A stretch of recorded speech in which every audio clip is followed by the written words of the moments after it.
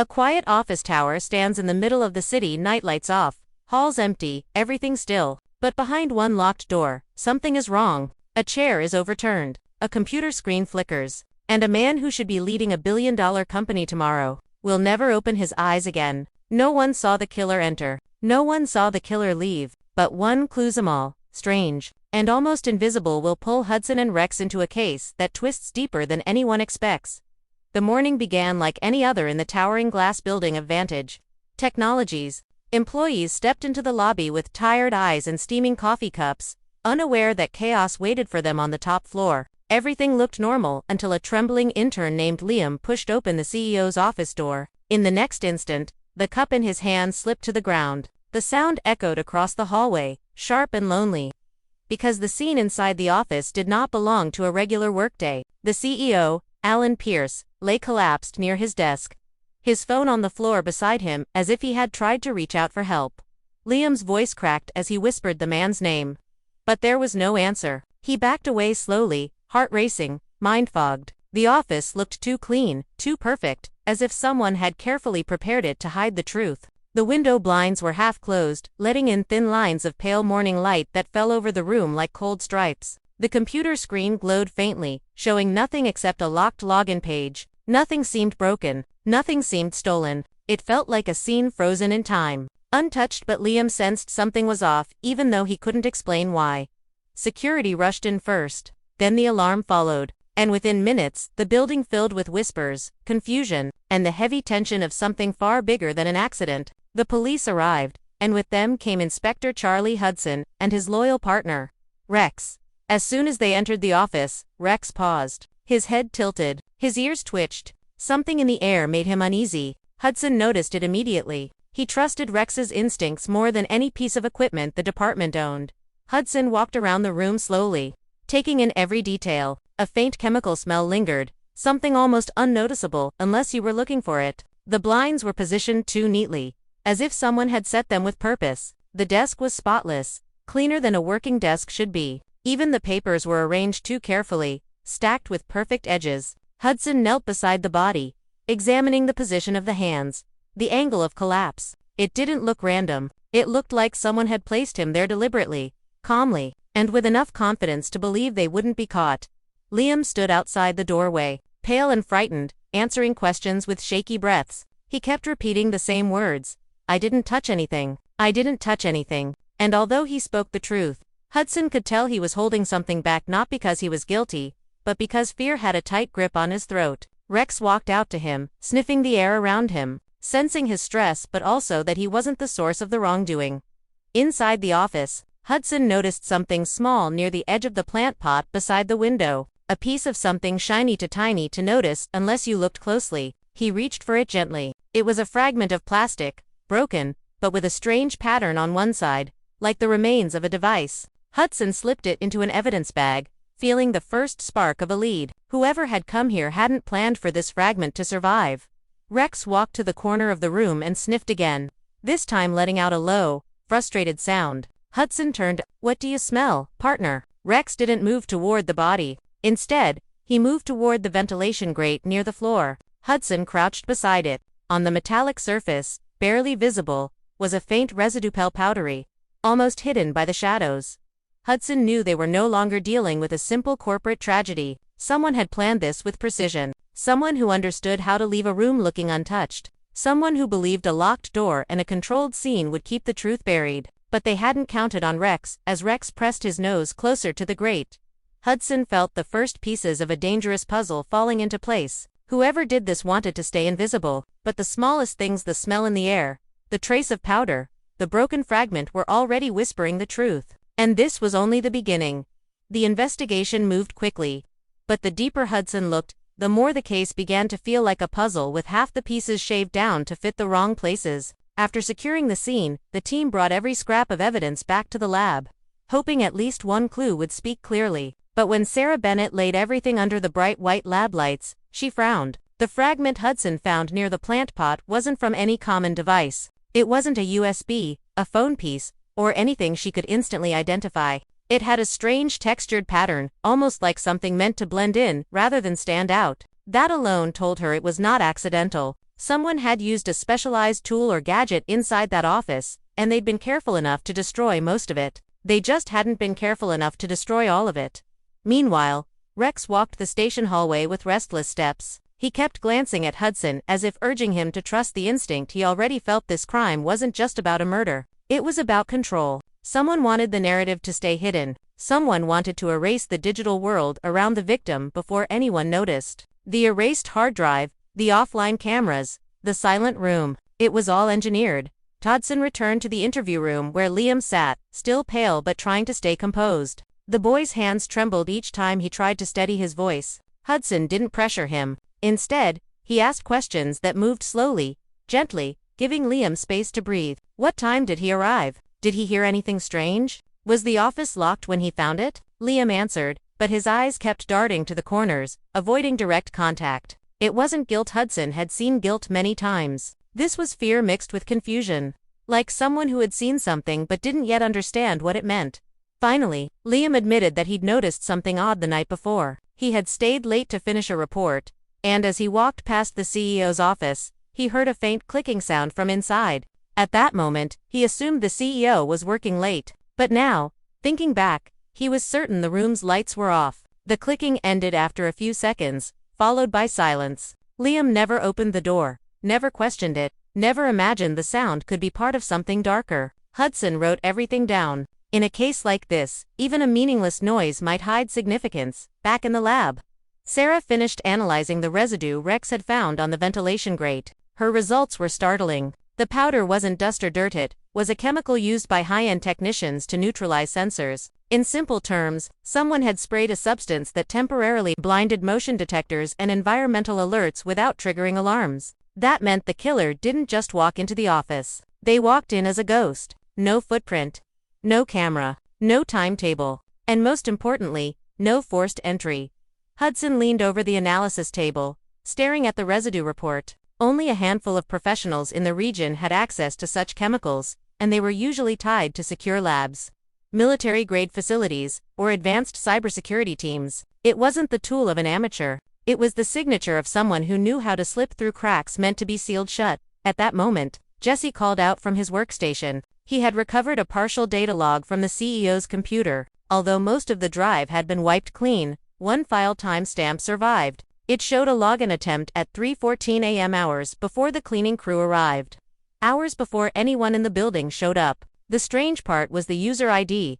It belonged to Alan Pierce himself, but the CEO had been at his home at that time. Phone records proved he hadn't left. That meant someone had cloned his access credentials. Hudson felt the tension in his shoulders rise. A cloned ID, a neutralized security system, a wiped hard drive, all signs of someone who planned every second of their break-in. But if they were that careful, why leave a plastic fragment behind? Why leave chemical residue? Why leave anything? Rex nudged Hudson's leg, pulling him back from his thoughts. The dog wasn't anxious. He was focused, like he understood there was a pattern forming even if the humans hadn't seen it yet. Hudson crouched beside him. "You're right," he murmured. "Someone slipped. Someone left something they didn't expect us to find." He straightened and looked at the team. Whoever we're dealing with didn't just want the CEO dead. They wanted to rewrite the story. They wanted this case to vanish before it even started. But the case wasn't vanishing. Not with Rex catching every scent left behind. Not with Hudson catching every lie. The killer had built a wall of silence around the truth. But walls crack, and the first cracks were beginning to show.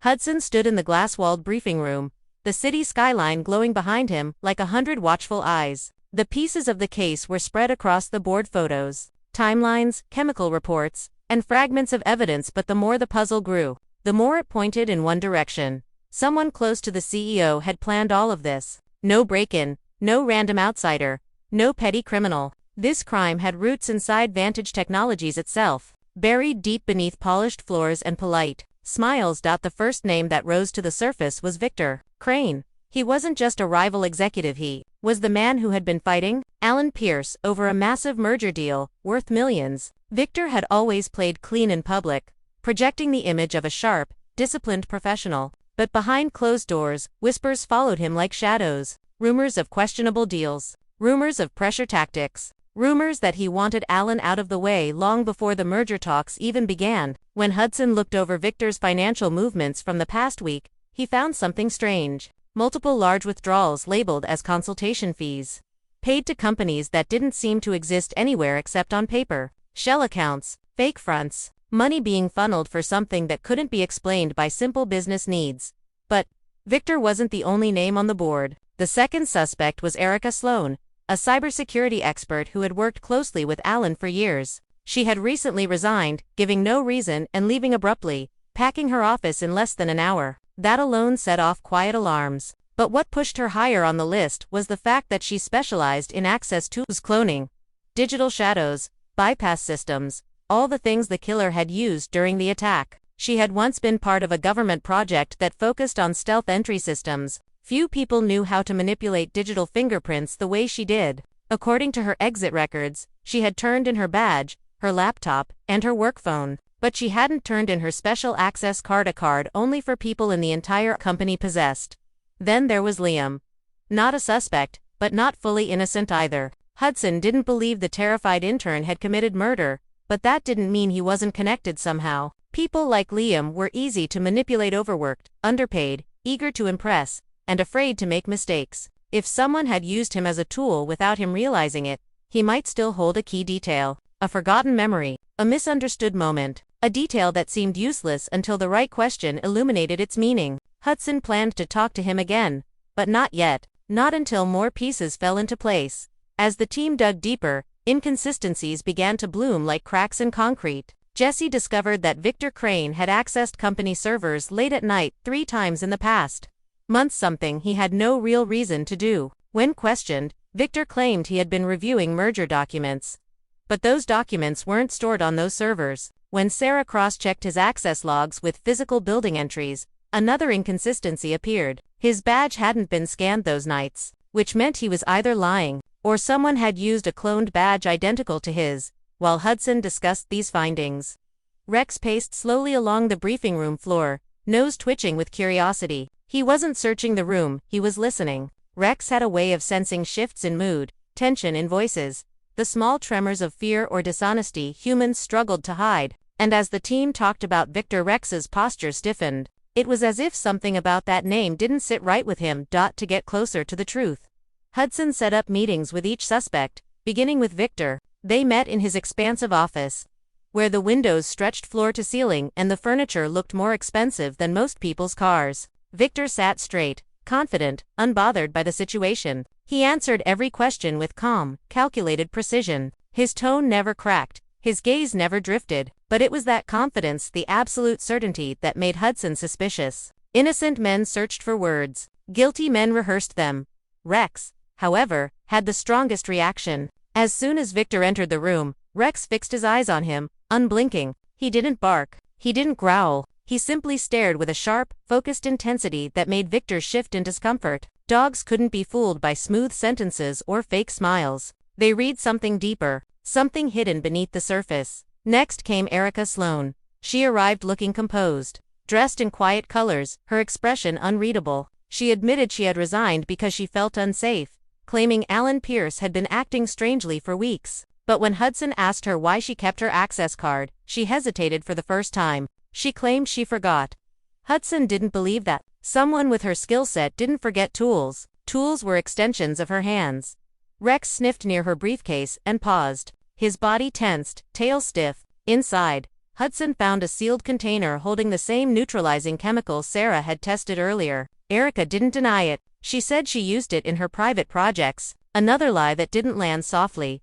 By the time the interviews ended, the board in the briefing room looked completely different. Lines were being drawn. Motives were taking shape. Hudson felt the weight of the case pressing heavier against him. Someone was orchestrating everything from the shadows. Someone clever, patient, and confident enough to play with millions like they were loose change. But even the smartest criminals made mistakes. And Hudson knew the biggest mistake was yet to surface. Rex felt it too. The case was heading toward something darker than they expected. Something neither of them could yet see, but both of them could sense like thunder before a storm. Night settled over the city with a heavy stillness, as if the streets themselves were holding their breath. Inside the precinct, the lights glowed low and warm, but the tension inside the building had grown cold and sharp. The pieces of the case were piling up, yet something didn't fit, like a perfectly drawn picture with one wrong colored line. Hudson stood alone in the dim hallway, replaying every detail of the day, every answer from every suspect. Victor's confidence, Erica's calm lies, Liam's trembling memories. All of it pointed to a careful plan. But there was a missing heartbeat in the story, a rhythm that didn't match. The killer had moved like a ghost, but real people always leave real traces. And if the clues didn't match the killer's skill level, that meant something far more dangerous was happening. Someone wanted the team to look in the wrong direction. Hudson returned to the lab, where Sarah was still working with tired eyes but a focused mind. The residue from the ventilation system had revealed not just one chemical, but two. Combined, they created a temporary blind spot that could trick sensors for only a few minutes, not hours. That mattered. It meant the killer didn't slip into the office long before the murder. They slipped in close to the moment of death, which meant the timeline everyone believed was wrong. Hudson stared at the chemical report, and something sparked in his mind, a sudden, sharp realization. If the window of access was smaller than they had thought, then the cloned ID log at 3:14 a.m. was a distraction. Hudson felt a slow chill. Someone had planted that timestamp. Someone wanted the team to believe the killer entered around that hour, but the chemicals proved otherwise. The killer had been inside the office much later, likely close to dawn. That meant Erica's story didn't line up. Her access card had been used the previous evening, but she never re-entered the building after leaving. Her badge logs were completely clean. To clean. Almost. Perfect. And in cases like this, perfection was a red flag. Real logs always had flaws, errors, small inconsistencies. When Hudson zoomed in on the digital file, he caught something tiny, an exact pattern repetition in the entry code that shouldn't exist. A sign of tampering. Erica's logs had been edited. Someone had crafted a digital mask to make it look like she was gone long before the crime occurred.